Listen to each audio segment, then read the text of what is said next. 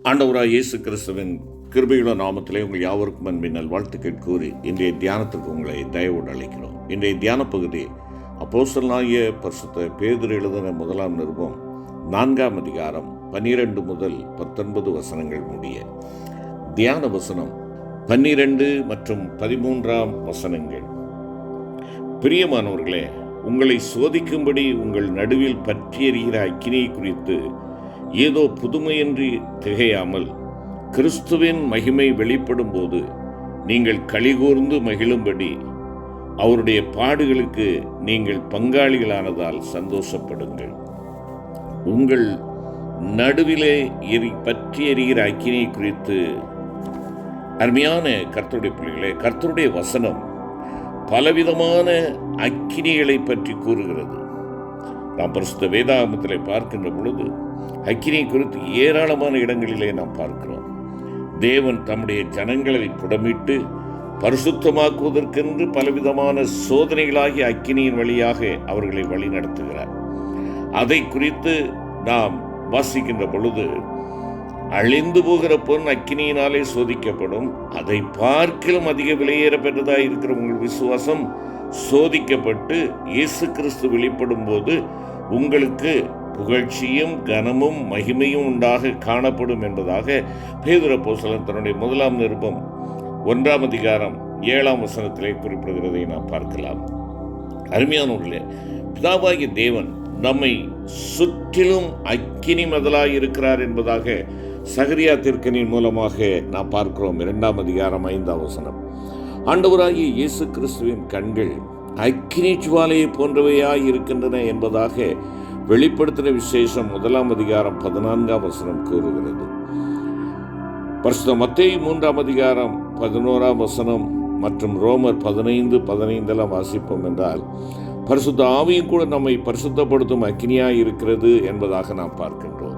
மேலும் தானியேல் தீர்க்கதரிசியின் புஸ்தகத்திலே நாம் பார்க்கின்ற பொழுது 7 அதிகாரம் 9 மற்றும் 10 வசனங்களை வாசிப்போம் என்றால், அவன் கண்ட தரிசனத்தில் நீண்ட ஆயுசுள்ளவர் வீற்றிருந்த சிங்காசனம் அக்கினி ஜுவாலையும் அதன் சக்கரங்கள் எரிகிற நெருப்புமாயிருந்தது. அக்கினி நதி அவர் சந்நிதியிலிருந்து புறப்பட்டு ஓடினது என நாம் வாசிக்கிறோம். தேவனுடைய வசனம் அக்கினியை போல இருக்கிறது என்பதாக எரேமியா 23:29 கூறுகிறது. அருமையான கர்த்தருடைய பிள்ளைகளே, கர்த்தருடைய பிரமாணம் அக்கினிமயமான பிரமாணமாய் இருக்கிறது என்பதாக உபாகமம் 33:2 வசனத்திலே பார்க்கிறோம். அவர் தம்முடைய ஊழியக்காரரை அக்கினி ஜுவாலைகளாக செய்கிறார் என்பதாக எபிரேயாக்கியோன் 1 அதிகாரம் 7 வசனத்திலே குறிப்பிடுகிறார். அது மாத்திரமல்ல, நம்முடைய தேவன் மேல் நாம் கொண்டிருக்கும் நேச வைராக்கியத்தை குறித்து உன்னத பாட்டிலே 8 அதிகாரம் 6 மற்றும் 7 வசனத்தை வாசிக்கின்ற பொழுது, அதன் தழல் அக்கினி தழலும் அதன் ஜுவாலை கடும் ஜுவாலையுமாய் இருக்கிறது. திரளான தண்ணீர்கள் நேசத்தை அவிக்க மாட்டாது, வெள்ளங்களும் அதை தணிக்க மாட்டாது என நாம் வாசிக்கிறோம். அதே வேளையிலே பரிசுத்த வேதாகமம் பலவிதமான அந்நியமான தீமையான அக்கினிகளை குறித்தும் கூறுகிறது. ஆண்டவருடைய பிள்ளைகளாய் அழைக்கப்பட்டிருக்கிற நாம் அந்த விதமான அந்நியமான அனித்தியமான தேவனுக்கு பிரியமில்லாத அந்த அக்கினிகளுக்கு நம்முடைய ஜீவியத்தில் இடம் கொடுப்போமாயின் நித்தியத்தில் அக்கினி கடலில் பங்கடைவோம் என்பதை உணர்ந்து, அப்படிப்பட்ட அக்கினிகளை குறித்த சரியான அறிவை பெற்று அவற்றிலிருந்து நம்மை நாம் தப்பித்து காத்துக்கொள்ள வெகு ஜாக்கிரதையாக இருக்க வேண்டும். எனவே அந்த விதமான தீமையான அக்கினிகள் சிலவற்றை குறித்து நாம் பார்ப்போம் என்றால், முதலாவதாக ஆகாமியம். ஏசாயா 9 அதிகாரம் 18 வசனத்தை பார்ப்போம் என்றால், ஆகாமியமானது அக்கினியை போல எரிகிறது என்பதாக நாம் வாசிக்கிறோம். இங்கே ஆகாமியம் என்று சொல்லப்படுவதற்கு நாம் ஆங்கிலத்திலே பார்ப்போம் என்றால் விக்கெட்னஸ், துன்மார்க்கம். என்னை கேட்டுக்கொண்டிருக்கிற அருமையான கர்த்தருடைய பிள்ளைகளே, இந்த துன்மார்க்கமானது அக்கினியை போல எரிகிறது என்பதாக பார்க்கிறோம். எனவேதான் துன்மார்க்கனை குறித்து சொல்லுகின்ற பொழுது துன்மார்க்கன் பட்டணங்களை தீக்கொளுத்துகிறான் என்பதாக வேதத்திலே பார்க்கிறோம். அருமையான கர்த்தருடைய பிள்ளைகளே, துன்மார்க்கன் என்றால் யார்? அன்காட். கர்த்தரை தன்னுடைய வாழ்க்கையிலே கொண்டிராதவன், ஆனால் கர்த்தருடைய பிள்ளையை போல நடிக்கிறவனாக அவன் காணப்படுவான். துன்மார்க்கம்தான் அவனுடைய விசேஷமானது. தேவன் இல்லை, நான் தான் தேவன் என்பதுதான் அந்த துன்மார்க்கத்தினுடைய பொருள். என்னை ஆண்டு கொள்வதற்கு இன்னொருவர் வேண்டுவதில்லை, நானே என்னை ஆண்டு கொண்டு அரசாட்சி செய்கிறேன் என்பவன் தான் இந்த துன்மார்க்கன். துன்மார்க்கனு சமாதானமற்றவனாக அவன் இருக்கிறான். அவன் நுரை தள்ளுகிற கடலின் அலைகளுக்கு ஒப்பாய் இருக்கிறான் என்பதாக சொல்லுகிறது. அந்த அலைகளினாலே நுரைகளினாலே என்ன பிரயோஜனம்? ஒரு பிரயோஜனம் இல்லை. ஆகையினாலே அப்படிப்பட்ட நிலை துன்மார்க்கனுக்கு இன்னொரு பேர் கூட கொடுக்கிறார்கள். பட்டணத்தை தீ கொளுத்துகிறவன் மாத்திரமல்ல, அவன் பரியாசக்காரன் என்றும் அங்கே சொல்லப்படுகிறது. ஒருவேளை எல்லாவற்றையும் அவன் பரியாசமாக பார்க்கிறான். தேவனுடைய நடத்துதல்கள், தேவனுடைய பிள்ளைகளின் ஆசீர்வாதங்கள் எல்லாவற்றையும் பரியாசம் பண்ணி உண்மையற்ற காரியங்களை முன்னிறுத்தி அவைகளுக்கு நேராக மக்களை திசை திருப்புகிறவனாக அவன் காணப்படுகிறான். தேவனுக்கும் மனிதனுக்கும் இடையே பகையை உண்டு பண்ணுகிறவனாக அவன் இருக்கிறான். அருமையான கர்த்தருடைய பிள்ளைகளே, சங்கீதக்காரன் சொல்லுகின்ற பொழுது 51ஆம் சங்கீதம் 5வது வசனத்திலே, இதோ நான் துர்க்குணத்தில் உருவானேன், என் தாய் என்னை பாவத்தில் கற்பந்தரித்தாள் என்று கூறுகிறார். எனவே நீயும் நானும் பிறக்கின்ற பொழுதே பாவத்தில் தான் பிறக்கிறோம். அது நிமித்தம் பாவ சுவாபம் உள்ளவர்களாக, துர்க்குணம் உள்ளவர்களாக இருக்கிறோம். இந்த துர்க்குணமே நம்மில் இருக்கும் துன்மார்க்கமாயிருக்கிறது.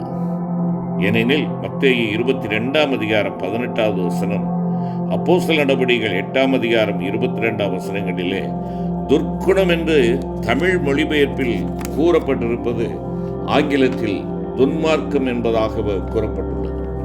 அருமையான கர்த்தருடைய பிள்ளைகளே, இந்த வாக்கியங்களை நான் கவனிக்கின்ற பொழுது இது நம்முடைய பிறப்பிலேயே நாம் நமக்குள் கொண்டிருக்கிற பாவ சுபாவத்தை குறிக்கிறது.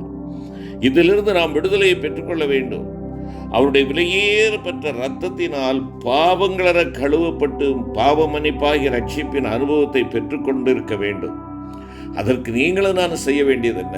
அவருடைய சமூகத்திற்கு ஓடி வர வேண்டும். உன்னுடைய சுயமுயற்சியினாலே இந்த துன்மார்க்கத்திலிருந்து நீர் விடுபட முடியாது. சுய கட்டுப்பாடுகளினாலே முடியாது. மனிதனுக்கு செவையாய் தோன்றுகிற வழியாக இருக்கலாம், ஆனால் அதனுடைய முடிவோ மரண வழிகள் என்று சொல்லப்பட்டிருக்கிறது. ஆகையினால் அருமையான கர்த்தருடைய பிள்ளையே, நீங்களும் நானும் செய்ய வேண்டிய காரியம் என்ன? அவருடைய குமாரனாகிய இயேசு கிறிஸ்துவின் ரத்தம் சகல பாவங்களை நீக்கி நம்மை சுத்திகரிக்கும். சகல பாவங்கள், சகல விதமான இந்த துன்மார்க்கமான, இல்லை என்றால் ஆகாமியம் என்று சொல்லக்கூடிய இந்த துன்மார்க்க அக்கினியிலிருந்து நம்மை விடுவிக்கக்கூடியதாக காணப்படும். அவருடைய இரத்தத்திற்கு ஓடிவா, அவருடைய சிலுவை அண்டையிலே ஓடிவா. அவருடைய இரத்தம் சகல பாவங்களிலிருந்து உன்னை நீக்கி விடுதலையாக்கும். ஆம் அருமையான கர்த்தருடைய பிள்ளைகளே, அவருடைய விலையேறப்பட்ட இரத்தத்தினால் பாவங்களற கழுவப்பட்டு பாவ மன்னிப்பாகிய ரட்சிப்பின் அனுபவத்தை பெற்றுக்கொண்டிருக்கிற பிள்ளைகளாக நீங்களும் நானும் காணப்பட வேண்டும். அப்பொழுது நம்முடைய பெயர் ஜீவ புஸ்தகத்திலே எழுதப்படும். ஜீவ புஸ்தகத்திலே எழுதப்படுகிறபடியினாலே வேதம் நமக்கு கொடுக்கிற ஆசீர்வாதமான வாக்கு தத்துவம் என்ன? 20ஆம் வெளிப்படுத்தல் 20:15, நாம் அக்கினி கடலுக்கு தப்புவிக்கப்படுகிறவர்களாய் காணப்படுவோம். பிரியமான கர்த்தருடைய பிள்ளையே, அக்கினி கடலுக்கு நீ தப்புவிக்கப்பட வேண்டும் என்றார் ஆகாமியம் என்னும் அக்கினியை, அதாவது துன்மார்க்கம் என்னும் அக்கினியை, பரியாசம் பண்ணுகிற அக்கினியை, தேவனுடைய ஆளுகைக்கு நம்முடைய வாழ்க்கையிலே இடமில்லாமல் செய்து நிறைவேற்றி கொண்டிருக்கிற நம்முடைய சுயநலமான காரியங்களை தேவன் சுட்டெரிக்கும்படியாக அவருடைய விலையேறப்பட்ட இரத்தத்தினாலே கழுவும்படியாய் அவருடைய சமூகத்திலே ஓடிவா. ஆண்டவராய் இயேசு கிறிஸ்துவின் ரத்தம் சகல பாவங்களை நீக்கி நம்மை சுத்திகரிக்கும். நீ சுத்திகரித்தால் மாத்திரமே அக்கினி கடலிலிருந்து தப்புவிக்க முடியும். அருமையான கர்த்தருடைய பிள்ளைகளே, பேதுரு அப்போஸ்தலன் மக்களை பார்த்து சொல்லுகின்ற பொழுது அப்போஸ்தலர் 2ஆம் அதிகாரம் 38வது வசனத்திலே, நீங்கள் மனம் திரும்பி ஒவ்வொருவரும் பாவ மன்னிப்புக்கென்று இயேசு கிறிஸ்துவின் நாமத்தினாலே ஞானஸ்நானம் பெற்றுக்கொள்ளுங்கள், அப்பொழுது பரிசுத்த ஆவியின் வரத்தை பெறுவீர்கள் என்று கூறுகிறார். நாம் மனம் திரும்பி ஆண்டவரை ஏற்றுக்கொண்டு பரிசுத்த ஆவியானவருடைய அபிஷேகம் பெற்று அந்த திவ்ய வல்லமைக்கு அனுதினமும் நம்மை ஒப்புக் கொடுக்க வேண்டும். அவருடைய திவ்ய சுபாவத்திற்கு ஒப்புக் கொடுக்க வேண்டும். அவருடைய திவ்ய வல்லமைக்கு ஒப்புக் கொடுக்க வேண்டும். அவருடைய திவ்ய வழிநடத்தலுக்கு ஒப்புக் கொடுக்கப்பட வேண்டும். அப்பொழுது மாத்திரம்தான் எபேசியர் 4:31 கூறப்பட்டிருப்பதைப் போல சகலவிதமான கசப்பும் கோபமும் மூர்க்கமும் கூக்குரலும் தூஷணமும் மற்ற எந்த துர்க்குணமும் நம்மை விட்டு நீக்கப்படும் என்பதை நாம் உணர்ந்து கொள்ள வேண்டும். அருமையான கர்த்தருடைய பிள்ளைகளே, சகல துர்க்குணத்தையும் ஒழித்துவிட்டு கிறிஸ்து நம்மில் எதிர்பார்க்கும் திவ்ய சுபாவம் உள்ளவர்களாக நாம் அப்பொழுதுதான் மாற்றப்பட முடியும். இந்த திவ்ய சுபாவத்திற்கு உள்ள மாற்றத்தை பெற்றுக்கொள்வதற்காக ஆண்டவருடைய சமூகத்தில் ஓடி வருவோமா? கிருபை நிறைந்த ஆண்டவரே, உம்முடைய கிருபைகளுக்காய் சத்தியங்களுக்காய் நன்றி ராஜா. ஆண்டவரே, எங்களை உம்மை விட்டு தூரமாக்கி அக்கினி கடலிலே தள்ளக்கூடிய ஆகாமியம் இல்லையென்றால் துன்மார்க்கமான அக்கினி எங்களுடைய வாழ்க்கையிலிருந்து எடுத்து போடும்படியாக உம்முடைய பாதத்திலே வருகிறோம்.